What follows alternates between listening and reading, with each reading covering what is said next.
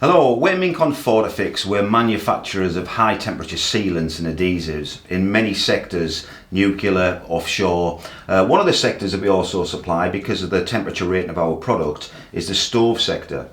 And from time to time we get asked about the maintenance and also repairs on stoves. So we're going to run a sequence of videos to try and help you out there, to tell you what products should be used, what shouldn't, and the correct way to do things.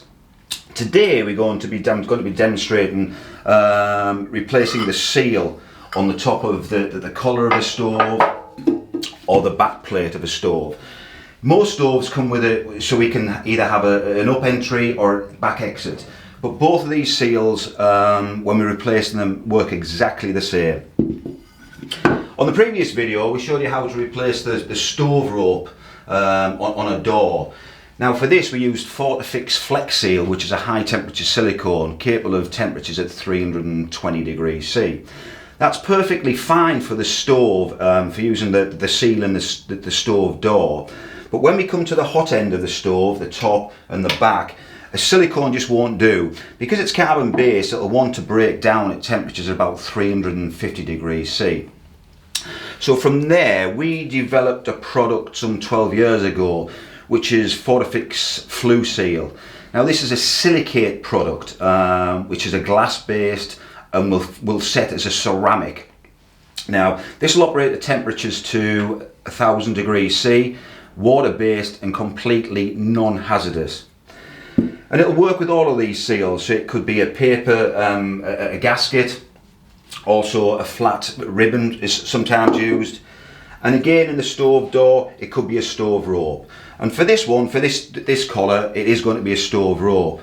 So as in the last video, literally get the correct size rope using a piece of fiberglass ending tape, then literally just measure around that circumference there where this seal needs to be sat. Once we've got that, we can seal the end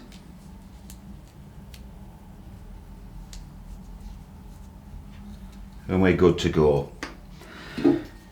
Not trying to be clever, but sometimes I get calls that we can't extrude the product from the cartridge. Just remember to nip the end of the nozzle off. Yeah, right, and away we go.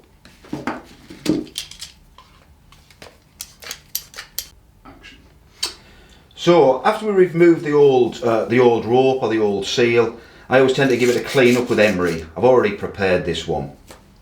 Just to get rid of all of the debris, we can use the Fortifix USP 10 spray. This is just a surface preparation spray which will get rid of all of the debris and will just flash off with probably about 20 seconds. Once we've got everything nice and clean, and again we take our Fortifix Flue Seal, and what we're going to be doing is literally just putting a bead all the way around that groove, that crevice there. Probably about a 5 or 6 millimeter bead, and you'll see it's quite a lot thicker than the silicone, but again it is water based and non-hazardous, non-flammable. Run the bead through, then again we've got our rope which has got the 2 end seals on, and literally the same as the door reel, you just start to depress that home. It's got a natural grab, so it doesn't want to go anywhere.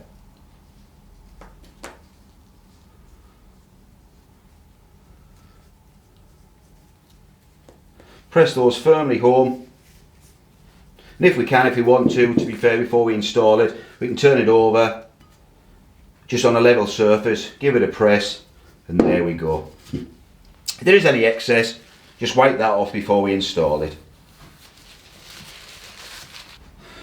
Okay, so once we've got our rope bedded in where we are, I always like to sort of to fasten it down as soon as possible, only while the product's still a little bit wet, because if there's any imperfections within either of the 2 surfaces, we can fill those. So literally just place it back on, lining those holes up in the centre. Another little tip as well for future repair, I always put some high temperature copper slip to the studs that fasten these down, and it just helps 2 years, 3 years down the line when we need to replace them again. So again, some of these have 2 studs, some of them have 3, but a little bit of copper slip on those will just make it a lot easier. Tighten those down in a sequence, again keeping them right until we know we're firmly home. and that's really good to go. But the product itself will take around 12 to 24 hours to cure. Because it's water based, it relies on the water evaporating from the glue line. So it's best to leave it for 24 hours.